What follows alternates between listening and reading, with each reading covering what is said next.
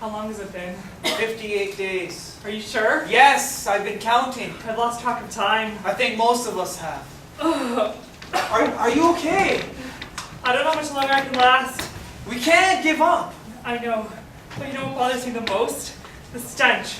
The stench of shit and garbage. Nothing gets off this ship. Nothing. Not us. Not our waste. Nothing. That's what those bloody Canadian officials are thinking. And then they have the nerve to call us a big dirty? Bloody bastards. How can I do this to us? Why? Where's Gernot? I think he's in the cabin. What's wrong? Gernot! Come quick, Gernot! What is it? Look, upon the shore. There must be hundreds of them, lining the pier, armed with guns. Do you see, Gernot? Will they really shoot us? How serious they look! Of course they're serious, you duffer. They're trained Canadian soldiers. Ajmer, go fetch a cup of water from my cabin. Go! Ajmer. I'm okay. I'm okay. No! You're not okay! We don't have enough food, we don't have enough water. Nothing gets off this ship. Nothing! It's unbelievable. Here, drink this. This? I can't. This is your last cup, Gurdeep. I'm fine. Promise. We will get more. Drink. Can you hear me ashore? You cannot bar us from entering Canada. The endless policing of your borders, boundaries, and frontiers. This is an insult to us. We are not a disease that must be quarantined or an animal that must be tamed. We are British subjects just as you are. Can you hear me? You cannot treat us like this. Like an officer might a petty thief. Like a monarch might a common man. Like a master might a slave. My heart bleeds for these poor souls. They've all been locked aboard that freight liner, the Kamagata Maru, for 2 months. 2 long, hot summer months here in this very harbor, Vancouver's beautiful Burrard Inlet. What's that? You want to know how many there are? Only 376. That's hardly an Asian invasion, but that's how the press is reporting it. Hindus invade Canada. And don't get me started on how they've been representing Mr. Gurdeep Singh. He's the leader of the voyage, the one with the long white beard. Some say he knew what he was getting into when he began the voyage, that he wanted to challenge Canada's restrictive immigration policies. Others say he was just a merchant who wanted to start a business that would help his fellow countrymen, a regular steamship that would allow Indians to travel from Asia to Canada to set up a better life. Whatever he is, Canadian newspapers are trying to tar his image, saying that he's tricked his own people, that he's swindled money out of them. They've even accused him of sedition. Most of those aboard the ship are Sikh men, but some are also Hindu and some Muslim. All are from Punjab. That's a northern province of India, in case you didn't know. They came here to Canada hoping to have a better life, but Canadians wouldn't have it. Vancouver immigration officer Malcolm Reid put his foot down and said, "No admission." He got the order from H.H. Stevens. He's a conservative MP in Ottawa. And William Hopkinson? Oh, he definitely doesn't want Asians in Canada. He lives over there. Can you see him talking to Betty Wilson? They're always together. Betty and Bill. I think she's his lover. He's never talked about it openly, though. It's not in the history books, that's for sure. Anyways, if you're quiet, I think you'll be able to hear them talking. They are hungry, Billy. Oh, if you really feel bad for them, throw them a banana. Shut those monkeys up for a while. Baboons, that's what they are. Filthy, dirty, good-for-nothing Hindus. I suppose they ought to have known better. Of course they ought to have known better. Who do they think they are? Coming into our land and making demands. And we've been nothing but polite to them, allowing them to sit on our shore for months, to pollute our scenery, to celebrate their voodoo customs. You know, I heard they put butter on dead bodies.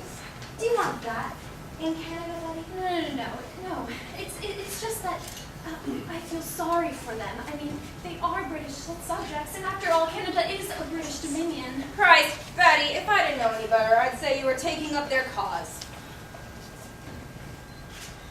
No, I'm not. It's just that, well, we're in here in this nice home while they're out there in the hot sun without enough food or water or anything. God. Oh, Betty, just like a woman always feeling sorry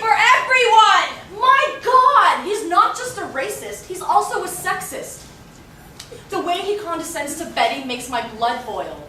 You know, some people have made excuses for his behavior. They say he might be an Anglo-Indian, meaning born of an Indian mother and a British father. You know, he hates the East Indian because he secretly hates himself. That's their logic. Thing is, he was born in India, and he does speak Hindustani. But no one really knows for sure what his background is. Only one thing is certain to me. He's desperate to align himself with the likes of those racist white officials, Malcolm Reed and H.H. Stevens.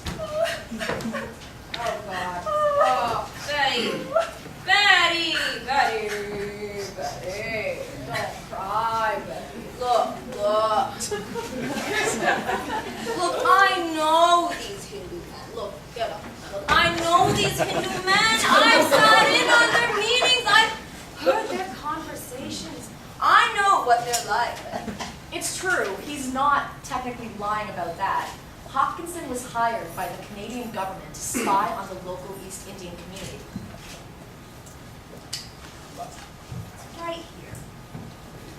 They've broken the law. It's as simple as that. They have broken the continuous journey policy. It's right here. Read it. Read it. Sit. Read it out loud.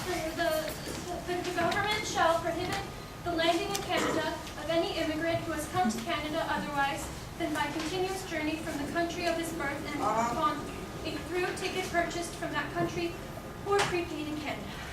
And have they come from their country of their birth?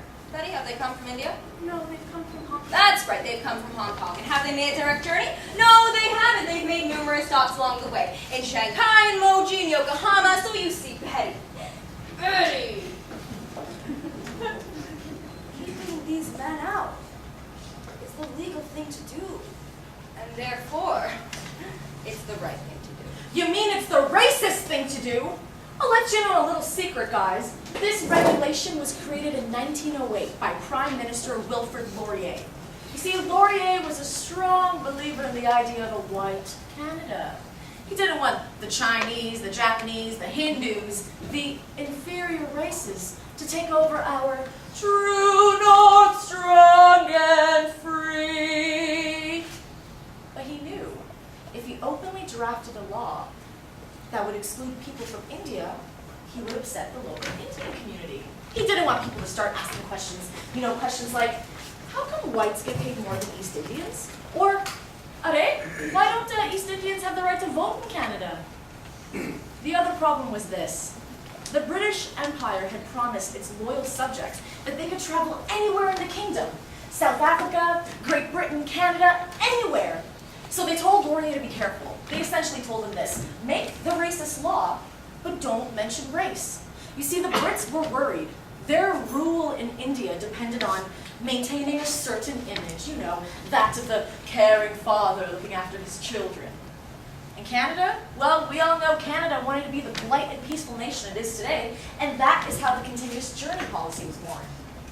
What does this have to do with Hopkinson? Well, he was one of the men who upheld this law, and he damn well knew it was a racist policy, so please, don't buy his holier-than-thou performance. Now, read the next section of the Immigration Act. Section number 38, Betty. No immigrant of Asiatic origin shall be permitted to enter Canada unless in actual or personal possession in his or her own right of $200. Oh! Do you know how much an Indian makes, Betty? 10 cents per day. That's about 20 rupees. And most of them are poor farmers. Except for that scoundrel Gurud Singh. He's a merchant. Heard he's made a lot of money in the Far East. They do look quite shabby, though. Listen, Betty! Betty, if the boss says let them in, then by all means, come in, let them in. But the boss says they have to go back to India, which it does. Then as a humble servant of the government, I will bloody well uphold that law. I'm a good man, Betty. I'm a fair man. I'm a civil man. You believe me, don't you? I'm gonna be sick if I have to listen to any more of this self-righteous nonsense. The only thing that could be worse is if Betty falls for this charade. Please don't. I believe you, Billy.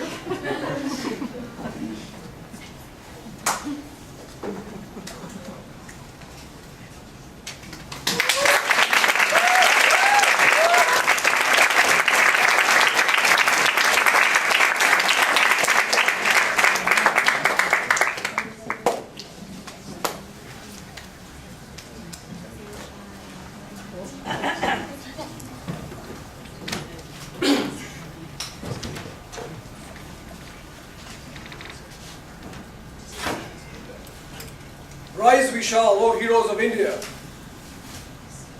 Do you hear that? Appointed shore committee members, Hussain Rahim and Bagh Singh, reciting poetry again. They do this all the time these days in the Gurdwara. You know the one on Ross Street.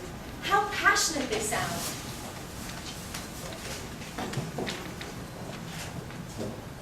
The disease of imperialism is upon us, like a sickness, unbound and uncontrolled, leaving India in ruins, her children, unprotected, alone and abandoned.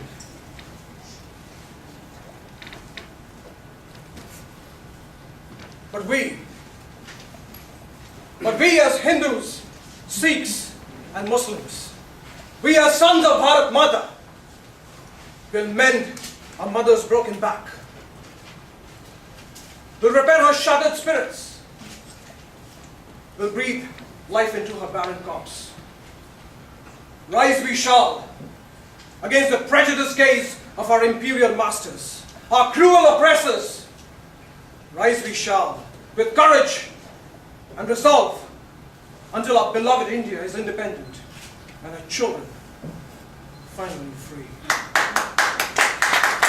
Mutiny! This is our motto! These men are Gadarites. They belong to the revolutionary group called the Gadar Party. Gadar means mutiny, and they've been fighting for racial equality here in North America and for independence of India. You see, they're determined to overthrow the British Raj at any cost. I believe in their ideals, the Gadarites that is, except the part about the violence. I guess you can say I'm more inspired by the work of Mohandas Gandhi. You know what he's doing there in South Africa, right? But I apologize, this isn't a play about Gandhi or about nonviolence. It's about Gurdeep Singh. And with a militia force occupying the pier, and gunboats ready to fire, Vancouverites lining the shore, it appears to me that things are going to be anything but nonviolent.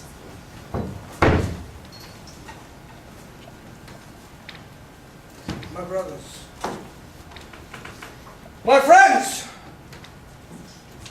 the time has come that we tell the Englishman that he is as repulsive to us as we are to him.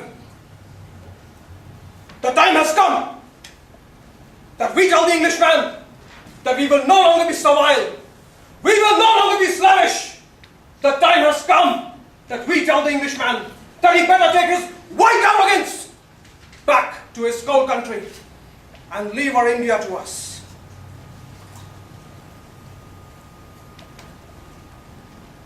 सरफरोशी की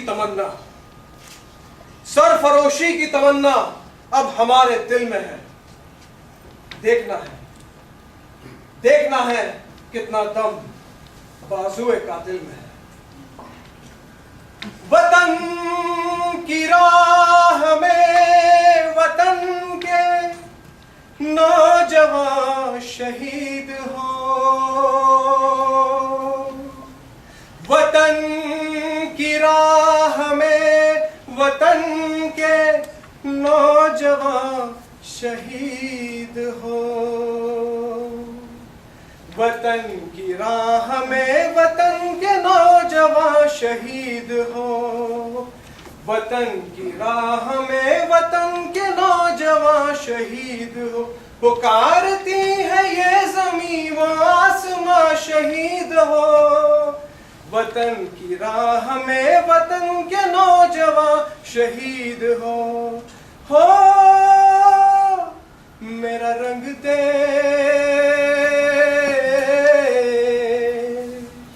मेरा रंग दे बसंती चोला। मेरा रंग दे मेरा रंग दे बसंती चोला माही रंग दे बसंती चोला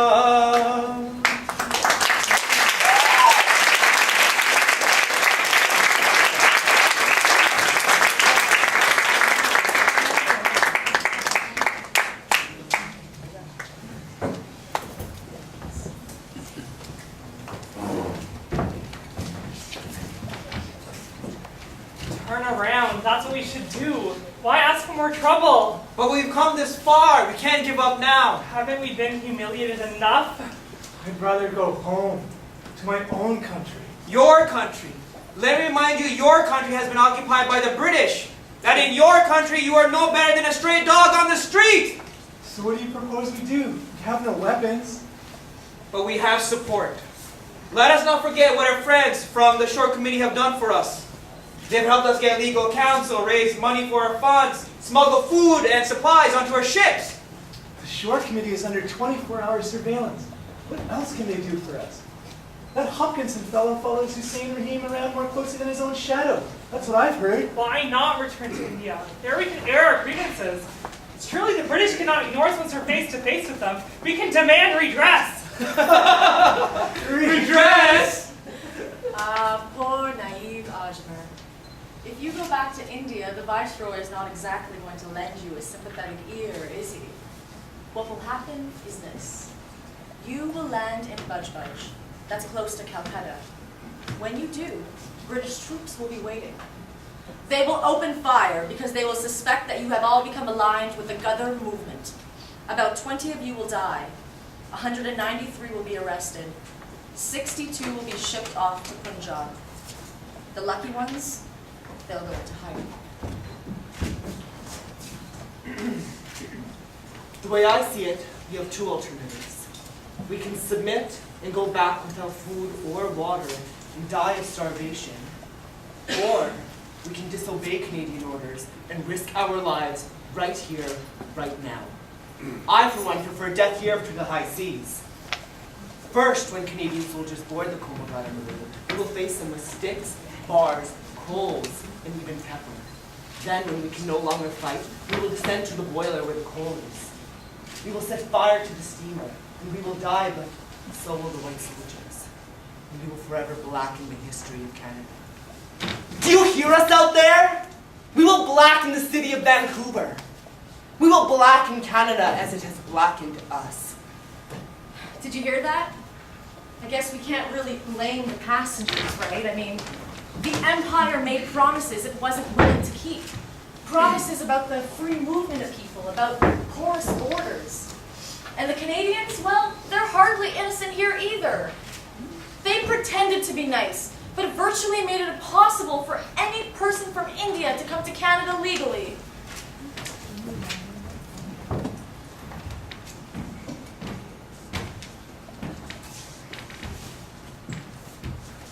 These men have become vengeful, violent. We have told them we are British subjects, but they refuse to allow us entry. They don't understand that the law was made to protect us as much as it were to protect them.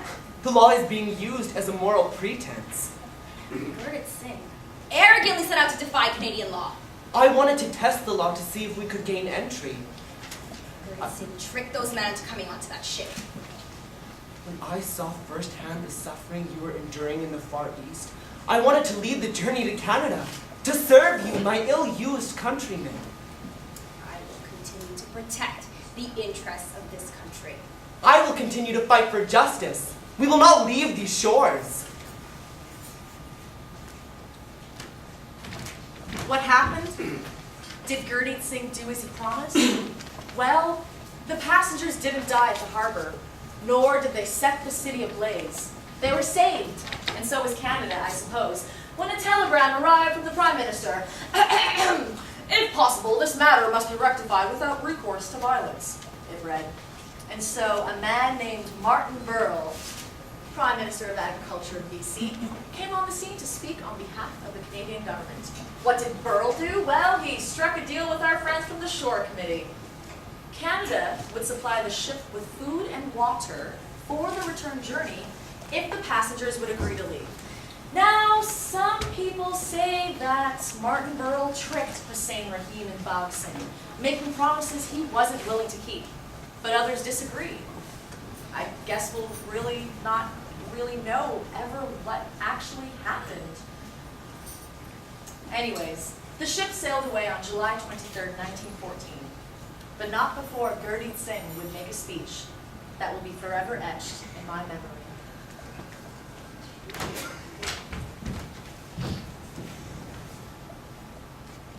I came here as a merchant with the vision to help my brethren find a better life. I put my faith in the promises made by the British Empire and told myself that because we were British subjects, we would not be turned away. We had the right to settle anywhere in the Empire, including Canada, but upon our arrival in Vancouver, our spirits were broken. Canadians, we came to realize, had stealthily enacted policies which made our entry impossible. And though you may deny it today, one day you will realize that those policies are exclusionary and unjust, and that those who uphold them serve as gatekeepers to a hollow democracy. Our experience has forced us to question our loyalty to the British, for they have turned their backs on us. Most of us have served in the British Army and fought as loyal subjects for the British Empire. And for our service, we have been abandoned and betrayed. We have been treated no better than chattel slaves. Thus, I have come to realize and believe that until independence is achieved in India, and until we are treated as equals at home, we will be deprived of all rights abroad. Thus, while we are leaving the shores of Canada today, this is not a goodbye, and our struggle will live on. We will continue to fight for freedom, for justice, for equality. And that struggle will begin in India, where the British are oppressing our brethren. For my part, I will continue to tell the sad story of the Komagata Marine over and over again. I will promise to inscribe it in history, for only then will my progeny be able to freely settle in Canada. For only then will brown and white live in harmony, and for only then will the long voyage of the Komagata Maru finally